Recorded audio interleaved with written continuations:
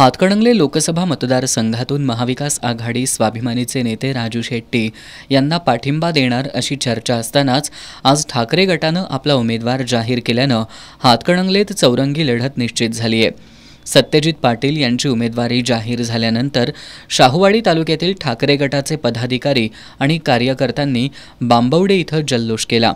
शिवसैनिकांसह महाविकास आघाडीतील सर्व पक्षांचे कार्यकर्ते जीवाचं रान करून सत्यजित पाटील सरुडकर यांना निवडून आणतील असा विश्वास उपजिल्हा प्रमुख नामदेव गिरी यांनी व्यक्त केला।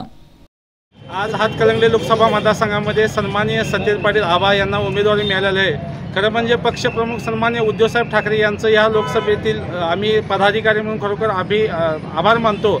आम्हाला अभिमान आहे की सर्वसामान्य कार्यकर्त्यातील नेता या ठिकाणी लोकसभेला दिला आहे। या ठिकाणची काँग्रेस, राष्ट्रवादी, त्यानंतर शिवसेनेचे सर्व पदाधिकारी जीवाचं रान करून सत्यजित आबाने या ठिकाणी प्रचंड मताने विजय केल्याशिवाय या ठिकाणचे शिवसैनिक आणि सर्व पदाधिकारी गप्प बसणार नाहीत। तेवढं सचिन मुडशिंगीकर, वरेवाडीचे सरपंच आनंद भोसले, शित्तूरचे सरपंच आबाजी पाटील, अलका भालेकर, सुवर्णा दाभोळकर, विजय लाटकर, निवास गिरी, रंगराव पिंपळे यांच्यासह शिवसेना उद्धव ठाकरे गटाचे कार्यकर्ते उपस्थित होते।